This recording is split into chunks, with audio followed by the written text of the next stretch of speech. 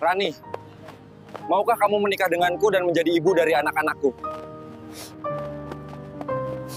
Seorang bos muda kaya menikahi wanita gembel yang dulu hidup di pinggir jalan.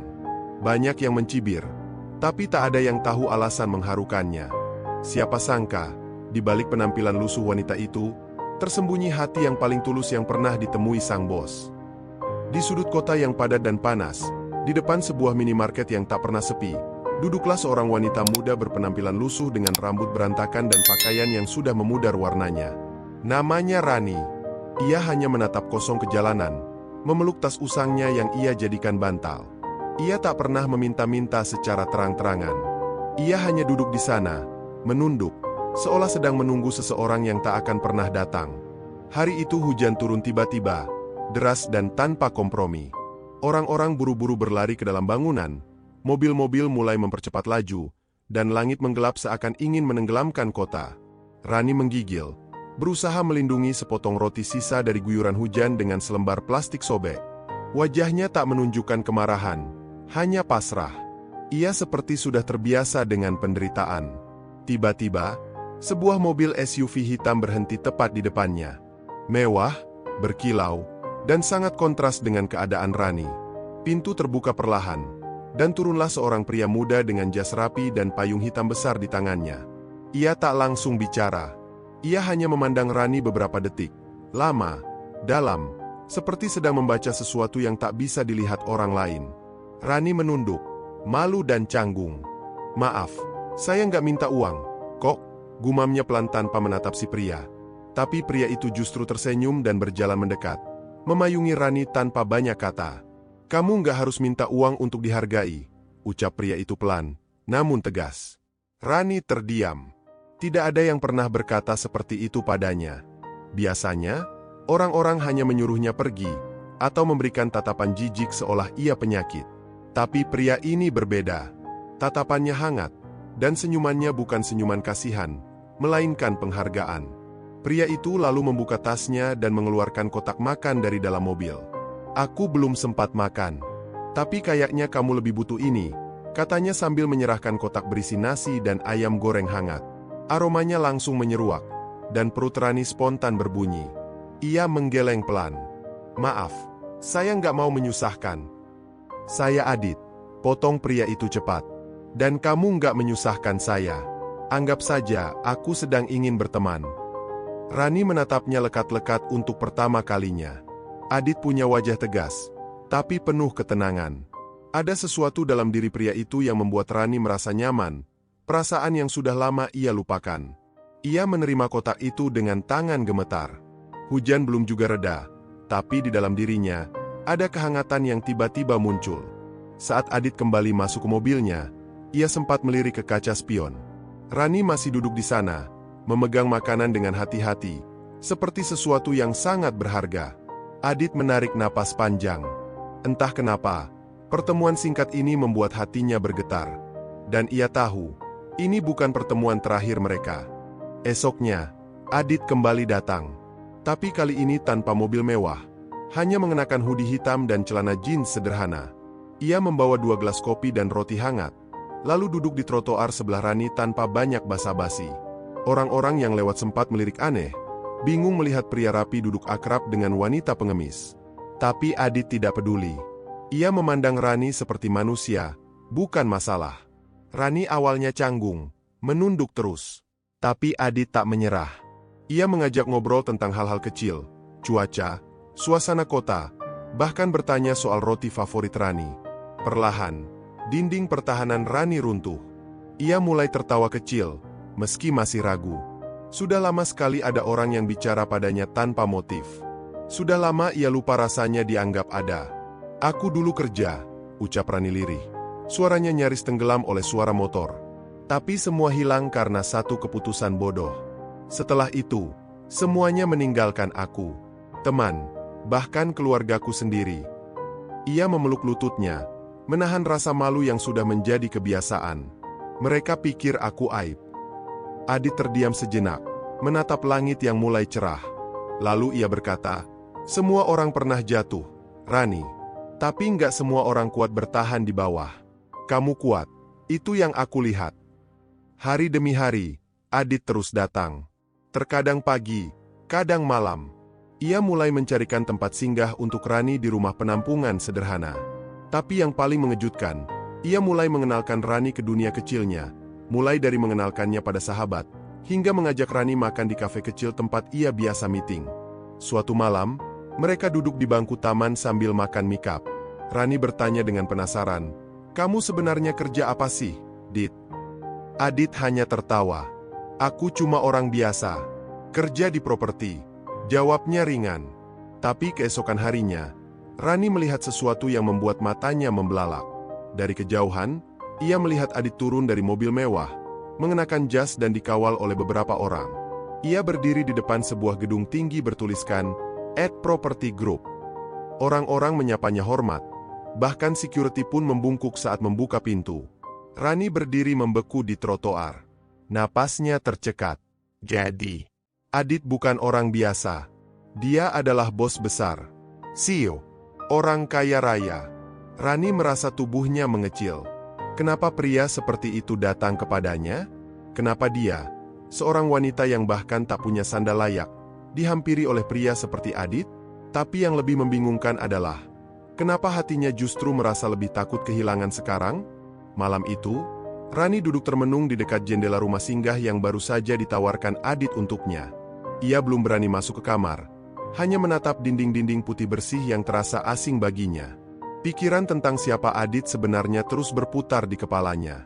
Ia tak habis pikir, apa yang membuat seorang pria selevel CEO bersedia repot-repot peduli pada wanita seperti dirinya? Tak lama kemudian, pintu diketuk. Adit berdiri di ambang pintu dengan senyum kecil. Di tangannya, 2 bungkus nasi goreng hangat dan minuman dalam plastik.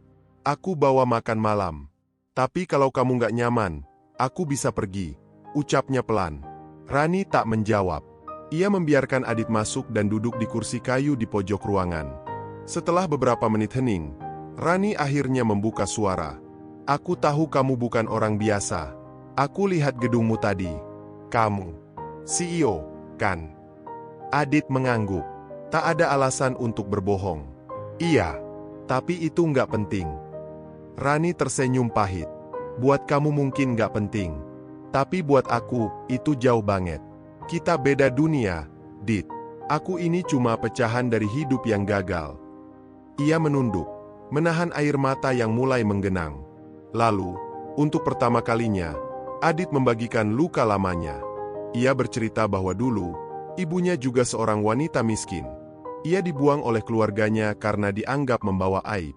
Namun sang ibu tetap membesarkannya dengan cinta dan kerja keras sebagai buruh cuci, hingga akhirnya Adit bisa kuliah dan membangun usahanya dari nol. "Aku tahu rasanya dianggap hina. Tapi ibuku mengajarkan satu hal, nilai manusia itu bukan dari baju atau rumahnya, tapi dari apa yang dia lakukan waktu dia nggak punya apa-apa," kata Adit dengan mata menerawang. Rani terdiam. Kata-kata Adit seperti mengetuk bagian dalam hatinya yang sudah lama tertutup rapat. Untuk pertama kalinya, ia merasa dilihat bukan sebagai beban atau sampah masyarakat, tapi sebagai seseorang yang masih punya arti. "Aku bukan malaikat, Ran," sambung Adit. "Aku juga pernah salah, pernah kehilangan arah. Tapi kalau aku bisa jadi berarti buat seseorang, dan dia bisa bangkit lagi, mungkin hidupku ada gunanya." Malam itu, mereka bicara berjam-jam. Tentang masa lalu, tentang rasa sakit, dan tentang harapan kecil yang tak pernah mati meski hidup berkali-kali menginjak mereka. Tanpa sadar, ada sesuatu yang tumbuh perlahan, bukan cinta dalam bentuk biasa, tapi kepercayaan yang langka, yang lahir dari luka yang saling dikenali. Dan Adit tahu, hatinya mulai tidak tenang bukan karena rasa kasihan, tapi karena ia melihat cahaya dalam diri Rani, cahaya yang sudah lama tak ia temukan di dunia yang penuh topeng dan kepalsuan. Satu pagi yang cerah, Adit menjemput Rani dengan mobil pribadinya. Tapi berbeda dari biasanya, ia tidak membawa makanan atau hanya sekadar mengajak jalan-jalan. Kali ini, ia berkata dengan lembut, "Hari ini aku mau kamu ikut ke kantorku. Bukan untuk kerja, cuma aku pengen ngenalin kamu ke orang-orang di sekitarku." Rani menatapnya kaget. "Aku? Ke kantormu? Dit, aku bahkan gak punya baju pantas." Adit tersenyum. "Penampilan kamu nggak penting. Hatimu yang aku banggakan." Walau gugup, Rani akhirnya mengangguk. Ia mengenakan pakaian sederhana yang dibelikan Adit, kemeja putih dan celana panjang polos. Tidak mewah, tapi cukup bersih dan sopan. Saat mobil Adit berhenti di depan gedung tinggi tempat ia bekerja, Rani menarik napas panjang. Ini pertama kalinya ia masuk ke gedung megah setelah bertahun-tahun hidup di jalanan. Begitu Adit melangkah masuk, semua staf menyambutnya dengan salam sopan. Tapi ketika mereka melihat Rani di belakangnya, bisik-bisik langsung menyebar. Beberapa karyawan melirik sinis. Ada yang menutup mulut sambil menahan tawa. Bahkan ada sekretaris cantik yang berbisik ke temannya. Dia itu siapa sih? Gaya banget dateng bareng Pak Adit. Penampilan kayak gitu masuk kantor elit. Di dalam ruangan rapat, Adit memperkenalkan Rani kepada timnya. Temui Rani. Dia teman saya, orang yang sangat saya hormati. Semua orang terdiam. Ada yang terpaksa tersenyum, ada yang masih mencibir dalam hati. Salah satu manajer wanita berkata dengan nada merendahkan, Pak Adit, kita sedang mempersiapkan presentasi besar. Bukankah seharusnya tamu seperti dia tidak mengganggu fokus kita? Seketika ruangan menjadi tegang. Adit menatap manajer itu tajam. Kalau kamu merasa terganggu oleh keberadaan orang yang lebih jujur dan kuat dari kita semua, maka kamu yang seharusnya mengevaluasi diri. Rani hanya menunduk. Ia tidak marah. Sudah terlalu sering ia dihina. Tapi yang membuat hatinya bergetar adalah, kali ini, ada seseorang yang berdiri membelanya. Setelah rapat selesai, Adit mengajak Rani duduk di ruangannya yang mewah. Ia menyodorkan segelas teh hangat dan berkata, maaf kalau suasananya bikin kamu nggak nyaman. Dunia ini memang penuh topeng, Ran. Dan kamu, satu-satunya orang yang nggak pernah pakai topeng itu di hadapanku. Rani menatap Adit. Matanya mulai berkaca. Ia ingin berkata terima kasih, tapi suaranya tercekat. Dalam diamnya, ada perasaan baru yang tumbuh. Sebuah rasa takut. Takut bahwa ia mulai menyayangi pria itu lebih dari sekadar kagum. Dan ia tahu, semakin dalam rasa itu tumbuh, semakin ia takut bahwa semuanya hanya mimpi, dan bahwa seorang wanita sepertinya tidak pantas berada di dunia seperti ini. Beberapa hari setelah kejadian di kantor, Adit tampak lebih tenang namun menyimpan sesuatu.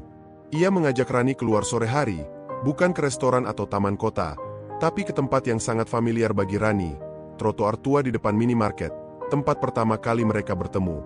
Hujan gerimis mengguyur pelan, seperti sore itu juga. Lampu jalan berkedip pelan dan lalu lintas tetap padat seperti biasa. Kenapa kita ke sini? Tanya Rani, heran dan sedikit gugup. Adit hanya tersenyum, lalu membuka bagasi mobilnya.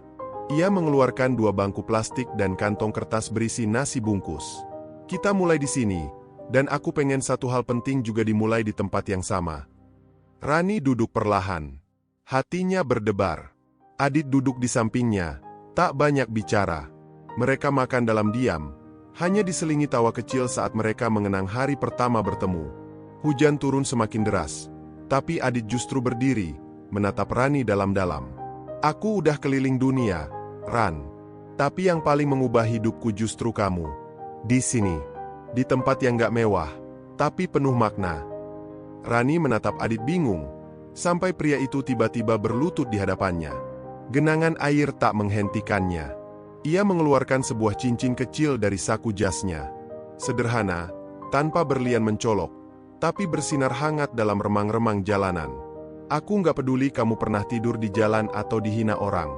Yang aku tahu, kamu punya hati yang paling jujur dan paling kuat yang pernah aku temui. Rani, maukah kamu menikah denganku? Rani membeku.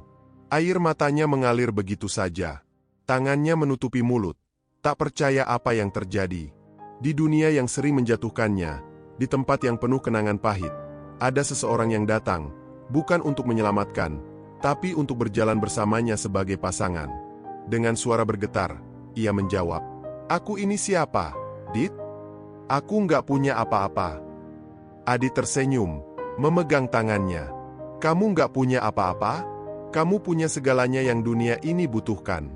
Dan aku ingin punya kamu. Rani mengangguk pelan, dan pelukan hangat pun menyatu di tengah hujan. Mobil-mobil yang lewat tak lagi terdengar. Yang tersisa hanya 2 jiwa, yang saling menemukan di tempat yang dunia abaikan. Pernikahan Adit dan Rani bukan pernikahan yang mewah dengan 1000 undangan. Mereka hanya mengundang orang-orang yang benar-benar dekat. Para karyawan yang tulus, anak-anak dari rumah singgah tempat Rani dulu tinggal, dan beberapa warga jalanan yang pernah menerima bantuannya. Tempatnya pun sederhana. Halaman terbuka yang didekor dengan bunga-bunga liar dan lampu gantung dari botol bekas yang dirangkai oleh anak-anak jalanan. Tapi suasananya hangat, jujur, dan penuh cinta. Media sosial geger ketika foto-foto pernikahan mereka tersebar. Seorang CEO muda menikahi mantan wanita jalanan? Banyak yang tidak percaya. Ada yang mencibir. Ada yang menganggapnya pencitraan. Tapi lebih banyak lagi yang justru tersentuh. Komentar-komentar positif membanjiri. Banyak yang berkata, kalau cinta bisa melihat hati, beginilah seharusnya dunia bekerja. Rani kini tidak lagi duduk di trotoar. Ia menjadi sosok penting di balik yayasan sosial yang ia dirikan bersama Adit. Yayasan itu fokus pada pemberdayaan tunawisma dan anak jalanan. Ia menamai yayasan itu Jembatan Kedua, sebagai simbol bahwa semua orang layak mendapat kesempatan kedua dalam hidup. Adit tak pernah mengubah Rani menjadi seperti kebanyakan istri pejabat yang tampil glamor di media. Justru ia bangga dengan kesederhanaan Rani, yang masih suka masak sendiri untuk anak-anak panti, masih suka memungut sampah plastik di taman, dan tetap tersenyum meski tangannya kotor. Suatu hari, seorang wartawan bertanya kepada Adit, "Kenapa memilih wanita seperti Rani? Bukankah Anda bisa punya siapa saja?" Adit menjawab sambil menggenggam tangan istrinya, "Karena wanita seperti dia tidak datang dua kali dalam hidup. Bukan karena dia sempurna, tapi karena dia mengajarkan aku arti hidup yang sebenarnya." Rani sendiri tak pernah ingin dianggap pahlawan. Ia hanya ingin menunjukkan bahwa siapapun bisa berubah, dan bahwa luka tidak membuat seseorang jadi rendah, justru membuatnya lebih kuat dari siapapun. Kisah mereka menyebar ke seluruh negeri. Video pernikahan sederhana mereka ditonton jutaan orang, menjadi inspirasi bagi pasangan-pasangan muda yang mulai lupa esensi cinta. Cinta bukan soal status, kekayaan, atau penampilan. Cinta adalah ketika dua jiwa bertemu dan saling menyembuhkan. Dan di bawah langit yang dulu pernah menjadi saksi penderitaan, kini berdiri dua insan yang saling menjaga, saling menguatkan, membuktikan bahwa cinta sejati tidak mengenal batas apapun. Kalau kamu terharu dengan kisah ini, jangan lupa like, komen pendapatmu di bawah, dan share ke teman-temanmu yang butuh inspirasi. Kamu percaya cinta sejati bisa datang dari tempat tak terduga? Ceritain pengalamanmu di kolom komentar ya. Subscribe channel Kisah Tentram untuk cerita-cerita menyentuh lainnya. Satu video tiap hari.